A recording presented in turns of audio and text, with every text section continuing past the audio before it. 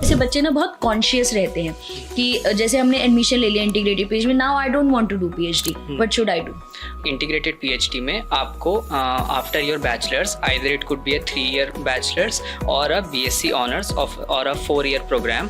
उसके बाद आप डायरेक्टली आप इंटीग्रेटेड पीएचडी के लिए अप्लाई कर सकते हो। मतलब फेलोशिप जो होती है वो कुछ मेरिट बेसिस पर होती है और it is for every student who so every student who has qualified the interview and is taking admission in these institutes, they will be getting the fellowship. आज हम वो सब चीजें डिस्कस करेंगे, वो सभी डाउट डिस्कस करेंगे जो आप लोग फेस करते हो कि इंटीग्रेटेड पीएचडी एक्चुअली है क्या। Hello everyone, welcome back to our channel PWIT JAM and CSI NET. So आज हम यहाँ पर लेके आए हैं हमारा एक नया पॉडकास्ट जहाँ पर हम एक नई डिस्कशन करने वाले हैं। एंड ये डिस्कशन अभी तक के सभी पॉडकास्ट से बहुत ही डिफरेंट है क्योंकि ये टॉपिक हमारा मोस्ट आस्क्ड टॉपिक है, दैट इज इंटीग्रेटेड पीएचडी। आज हम वो सब चीज़ें डिस्कस करेंगे, वो सभी डाउट डिस्कस करेंगे जो आप लोग फेस करते हो कि इंटीग्रेटेड पीएचडी एक्चुअली है क्या। एंड डेफिनेटली उस चीज़ को समझाने के लिए एक ऐसे पर्सन का होना जो उस चीज़ को एक्सपीरियंस कर रहे हैं, उस चीज़ को जानते हैं, तो उनसे बेटर कोई नहीं हो सकता। So we have with us one of our students Deepesh Joshi. But उससे पहले एक बहुत ही स्पेशल बात, ये हमारे सबसे पहले बैच क्षितिज बैच के स्टूडेंट थे, तो ये पॉडकास्ट और भी स्पेशल हो सकता है। तो सबसे पहले warm welcome to our podcast and our channel. तो एक छोटा सा इंट्रोडक्शन आपका। Thank you, ma'am. So, my name is Dipesh Joshi, and currently I am a 3rd-year integrated PhD student at Indian Institute of Science, Bangalore. And I am also I have qualified IIT JAM, CUET PG, AIMS exams, GAT B, and GATE XL and BT both. And recently I have also qualified CSI NET and DBT JRF.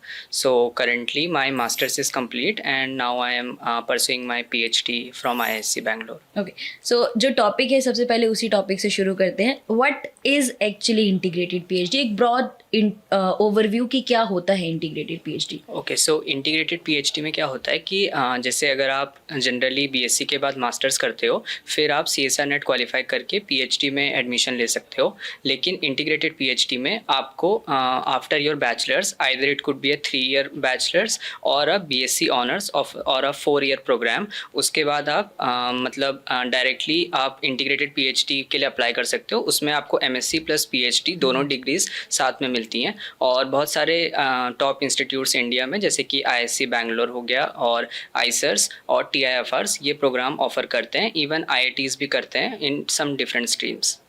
CSI NET का mention हुआ है तो वहीं से शुरू करते हैं कि जैसे CSI नेट में तो वी गेट अ फेलोशिप, है ना। अगर मान लो कि आप MSc कर रहे हो और उस टाइम ड्यूरेशन में आपने CSI नेट क्वालिफाई नहीं किया and then you have gotten into your PhD part, तो वहाँ पर फेलोशिप का कुछ होता है? ओके, सो इंटीग्रेटेड पीएचडी में आपको मास्टर्स करने के लिए भी फेलोशिप मिलता है।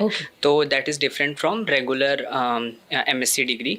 एंड इसमें जो फेलोशिप होता है वो इंस्टीट्यूट टू इंस्टीट्यूट वेरी करता है। सो अगर आप आइसर से कर रहे हो तो आइसर पुणे में अराउंड 12K पर मंथ है, IISc बैंगलोर में अराउंड 16K पर मंथ है, और TIFRs में थोड़ा ज़्यादा है, अराउंड 20K पर मंथ। मतलब फेलोशिप जो होती है वो कुछ मेरिट बेसिस पर होती है और it is for every student who so every student who has qualified the interview and is taking admission in these institutes, they will be getting the fellowship. And I think that is a very good advantage क्योंकि MSc में I think सिर्फ हमारे GAT भी है जिसमें हमें stipend मिलता है, उसके अलावा किसी भी दूसरे एग्जाम के थ्रू हमें स्टाइपेंड मिलता है। एंड GAT B का भी जो स्टाइपेंड है that is not very much sufficient है, बट इतना अच्छा अमाउंट नहीं है। सो आई थिंक एक अच्छे इंस्टीट्यूट में जाके if you are getting a good fellowship that is particularly a very big advantage to you, ठीक है। एंड इसके बाद ही क्वेश्चन आता है, जैसे बच्चे ना बहुत कॉन्शियस रहते हैं कि जैसे हमने एडमिशन ले लिया इंटीग्रेटेड पीएचडी में, now I don't want to do PhD, what should I do? Okay, so integrated PhD में आपके पास एक ऑप्शन होता है एग्जिट लेने का। तो जैसे मैं आपको IISc बैंगलोर का बता सकता हूँ, वहाँ पे अगर आपको एग्जिट लेना है तो आपका मास्टर्स 3 years का हो जाएगा और आपको डिग्री मिलेगी MS रिसर्च की। तो उसमें आपको 1 year एक्स्ट्रा करना होगा, आपको रिसर्च एक्सपीरियंस होगा तो वो आपके लिए बेनिफिशियल ही है। और आप छोड़ सकते हो 3 साल का मास्टर्स करके, अगर आपको PhD वहाँ से नहीं करना और लेट से फॉरेन से करना है तो आपके लिए वो ऑप्शन हमेशा रहता है। I think preferably in the foreign they prefer MS in research rather than going for MScs. हाँ, Indian education system में MSc is very much preferred degree, but in foreign if you are going for PhD they ask you to have a good research experience and it is not about कि अब अगर बच्चे ये सोचने लग जाए मुझे सुन के कि मैम मुझे तो कुछ नहीं है, मतलब मैं फॉरेन में जाके क्या करूँगा, मुझे तो कुछ समझ नहीं आएगा, तो वहाँ जाके भी you get settle, you get your good time to understand the things. And अगर आप देखना चाहो तो बहुत सारे स्टूडेंट्स हैं जो इंडिया के बाहर जाके रिसर्च कर रहे हैं एंड दे पर्टिकुलरली पोस्ट कि उन्होंने क्या सीखा, क्या चीज़ें हैं। ऑब्वियसली वो एडवांटेजेस डिसएडवांटेजेस दोनों जगह के हैं, इंडिया में करने के भी एडवांटेज डिसएडवांटेजेस है, फॉरेन से करने के भी एडवांटेज डिसएडवांटेज, वो हम किसी दूसरे टॉपिक पर डिस्कस करेंगे, but right now let's go with it. और इसी से ही रिलेटेड ये होता है कि ड्रॉप आउट तो चलो ठीक है, you have an option, exit option you have, but अगर सिलेक्शन करना है कि एमएससी करें या इंटीग्रेटेड पीएचडी करें, what would be your preference और your opinion regarding it? Okay, so generally वो स्टूडेंट टू स्टूडेंट डिफ़र करता है।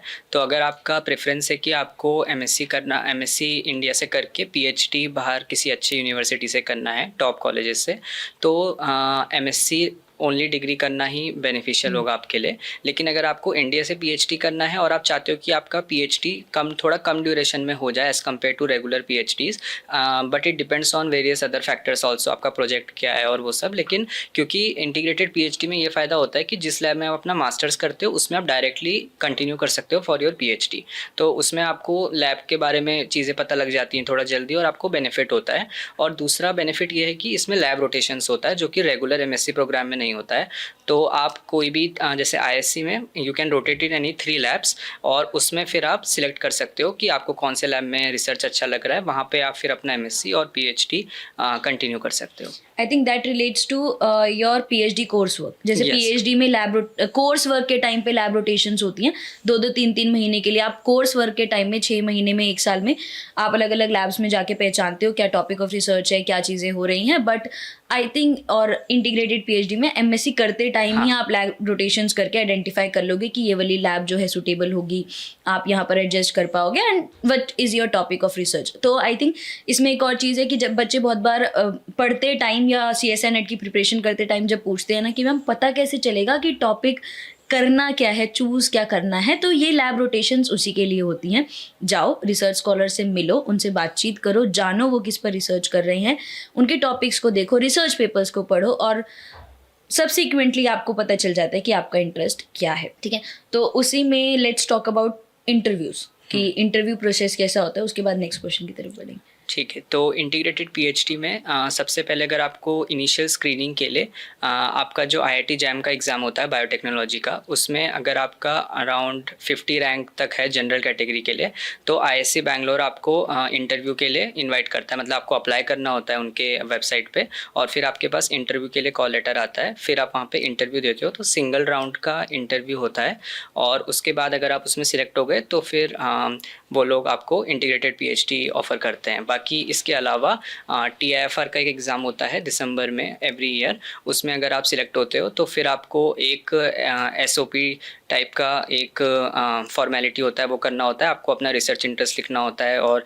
वो चीज़ें इवैल्यूएट करके फिर आपको इंटरव्यू का कॉल आता है। वहाँ पे 2 राउंड ऑफ इंटरव्यूज़ होते हैं जनरली और फिर आप इंटीग्रेटेड पीएचडी प्रोग्राम में एंटर कर सकते हो। सिमिलरली आईसर पुणे भी जैम के बेसिस पे आपको शॉर्टलिस्ट करता है फॉर आईपीएचडी प्रोग्राम, और नाइसर भुवनेश्वर जो इंस्टीट्यूट है वो भी जैम रैंक के बेसिस पे आपको सिलेक्ट करता है। एंड दैट इज़ क्योंकि वो इंटीग्रेटेड पीएचडी है। That IIT jam is targeting your masters ना, तो वो masters and masters plus PhD, integrated PhD के लिए, दोनों के लिए। सो एक छोटा सा मेंशन था एसओपी का, उस पर थोड़ी सी बात करते हैं कि वही बात है, दोबारा से वही बोलूँगी कि बच्चों को नहीं पता, मुझे नहीं पता फॉर एग्जाम्पल कि मुझे इंटरेस्ट क्या है, तो how would you write an SOP?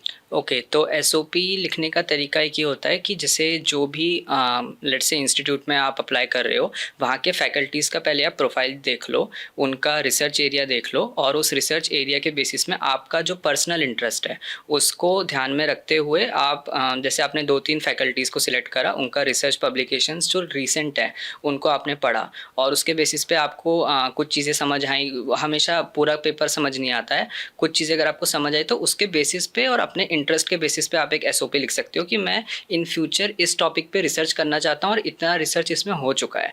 तो ये चीज़ें जब प्रोफेसर्स पढ़ते हैं, जब आप उसे सबमिट करते हो तो उनको उनको अच्छा लगता है कि हमारा जो रिसर्च है वो वहाँ पे मतलब साइट हो रहा है, बच्चे पढ़ रहे हैं और उनको इंटरेस्ट आ रहा है, तो इससे आपका सिलेक्शन का चांसेस बहुत बढ़ जाता है। तो इसको ध्यान में रखते हुए आप लिख सकते हो SOP। एंड थोड़ा सा आपके एक्सपीरियंस के बारे में जानते हैं। जैसे for example I am a student, मैंने बस एडमिशन लिया, I am completely blank, now the lab rotations have started.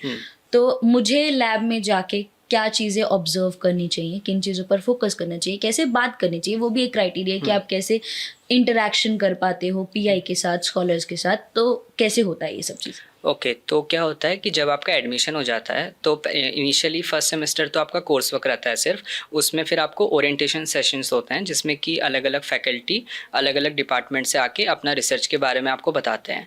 और वो जब आपको मतलब उस प्रोसेस के बाद में फिर आप उनको पर्सनली अप्रोच कर सकते हो एक मेल लिख के कि आपको उनके काम में इंटरेस्ट आया और आप उनसे मिलना चाहते हो फॉर लैब रोटेशन और डिस्कस करना चाहते हो। तो फिर क्या होता है कि जब आप वहाँ पे डिस्कशन करते हो तो उसके बाद वो आपको किसी एक PhD स्टूडेंट या फिर कोई सीनियर स्टूडेंट के साथ में 1 महीने के लिए मतलब आपका एज अ मेंटोर उनको बना देते हैं और उनके अंडर फिर आप काम करते हो। तो जनरली क्या होता है कि जो प्रोफेसर्स होते हैं वो बहुत बिजी होते हैं, तो मोस्ट ऑफ द फीडबैक आपका मेंटोर्स के थ्रू ही प्रोफेसर तक पहुँचता है। तो मेंटोर्स के साथ अगर आपको इंटरेक्शन अच्छा रखना चाहिए उनसे, मतलब अगर ऐसा होता है कि कई बच्चों को बिल्कुल भी नहीं पता है कि लैब में लेट से कुछ बहुत यूनिक काम हो रहा है, तो नहीं पता होता है, तो इन जनरली इन इंस्टीट्यूट्स में बहुत हेल्पफुल एनवायरनमेंट होता है। आप उन्हें बोल सकते हो मुझे नहीं पता है, तो वो आपको सिखा देंगे चीज़ें, और फिर आप स्क्रैच से अगर सीख के जितना भी काम कर पाते हो तो बस ये होना चाहिए कि आप कंसिस्टेंटली काम कर रहे हो वहाँ पे, तो वो फैक्टर एक होता है जिससे आपको सिलेक्ट किया जाता है। एंड ऑब्वियसली जो रिसर्च स्कॉलर्स होते हैं वो आप लोगों की हेल्प करते हैं बिकॉज आप उनके हेल्पिंग हैंड हो। जैसे अगर उनको 10 एक्सपेरिमेंट्स करने हैं और उसमें से 2 एक्सपेरिमेंट्स हैं जो बहुत छोटे से हैं, इलेक्ट्रोफोर्सिस लगाना है, सेंट्रीफ्यूगेशन लगाना है, you are like an helping hand, तो वो आपको ये छोटे छोटे से काम देते हैं कि जाओ करो। या फिर कभी उनको कहीं पर प्रेजेंटेशंस देनी है या वो कहीं बाहर जा रहे हैं तो वो आपको अपना काम दे के जाएंगे कि ये काम करो, ये काम करो। एवरीबडी वुड हेल्प यू अगर आप एक अच्छे माइंडसेट के साथ जाओगे। एक माइंडसेट ये होना चाहिए कि मुझे काम करना है, घबराना नहीं है चीज़ों को देख के, मुझे काम करना है, काम मिलेगा और काम होगा भी, ठीक है। और थोड़ा सा डिस्कशन करते हैं कि अगर मैं बात करूँ MSc इज़ ऑल अबाउट कि 3 सेमेस्टर आप पढ़ाई करोगे, चौथा सेमेस्टर आप डेजर्टेशन करोगे। How it changes to integrated PhD? क्या सिलेबस में डिफरेंसेस होते हैं, पढ़ने के तरीके में डिफरेंसेस होते हैं, सब्जेक्ट्स में डिफरेंसेस होते हैं, क्या क्या चीज़ें होती हैं? तो जनरली क्या होता है कि आपका इंटीग्रेटेड PhD में अभी जो IISc का करिकुलम है वहाँ पे ऐसा है कि फर्स्ट सेमेस्टर आपका सिर्फ कोर्स वर्क होता है जहाँ आप सिर्फ कोर्सेज करते हो अराउंड 12 क्रेडिट्स। उसके बाद फिर आपका लैब रोटेशन स्टार्ट हो जाता है तो सेकेंड सेमेस्टर से, जिसमें आपको 3 लैब्स में रोटेट करने को मिलता है, ठीक है। और उसके बाद फिर आपको जो लैब पसंद आता है उसमें फिर आप अपना 3rd और 4th सेमेस्टर प्रोजेक्ट करते हो। तो हर प्रोजेक्ट के second semester, 3rd semester, 4th semester में अराउंड 6 क्रेडिट्स होते हैं। लेकिन MSc में क्या होता है कि अगर आप डायरेक्टली MSc में जा रहे हो तो आपको लैब सिलेक्ट करने के लिए इतना टाइम नहीं मिलेगा, आपको बस फैकल्टी का प्रोफाइल देख के डायरेक्टली उन्हें अप्रोच करना है और वो लैब आपको सिलेक्ट कर लेना है around 1 week after your admission और समथिंग। उसके बाद फिर आप वहाँ पे MSc का क्या है कि प्रोजेक्ट का जो क्रेडिट्स हैं अराउंड 28 क्रेडिट्स होते हैं जिसमें आपको प्रोजेक्ट वर्क करना होता है। तो वो लोग फर्स्ट ईयर में पूरा कोर्स वर्क करते हैं और फिर सेकेंड ईयर में 1 साल उनको मिलता है अपना प्रोजेक्ट करने के लिए। तो इसलिए फिर वहाँ पे ऐसे रहता है। और इंटीग्रेटेड PhD में बेनिफिट ये होता है कि हमें डाइवर्स एक्सपीरियंस मिलता है 3 अलग अलग लैब में रोटेट करने का, और उसके अलावा प्रोजेक्ट में मतलब कि फिर उसी लैब में अगर हम कंटिन्यू करते हैं, अपना मास्टर्स कंप्लीट करते हैं, फिर अगर PhD करते हैं तो हम फेमिलियर हो जाते हैं कि हमने किन चीज़ों में काम किया है और उसी प्रोजेक्ट को कंटिन्यू कर सकते हैं, तो वो बेनिफिट्स रहते हैं। एंड डेफिनेटली अगर मतलब ऑब्वियसली आपने इतनी सारी चीज़ें बताई तो बहुत सारे बच्चे इन्फ्लुएंस भी होने वाले हैं, बट एज सच अगर हम कंपेयर करें तो इंटीग्रेटेड PhD की जो सीट्स हैं वो अभी भी कम हैं, ठीक है। In case you are going for a direct MSc तो I will really suggest go to a good institute for dissertation. और अच्छे इंस्टीट्यूट्स की डेजर्टेशन जो है वो अप्रॉक्सीमेटली सितंबर के आसपास फॉर्म्स निकलना शुरू हो जाते हैं, क्योंकि मोस्टली जनवरी टू जून वाला जो सेशन होता है that goes for dissertation, 4th semester सभी लोगों का होता है।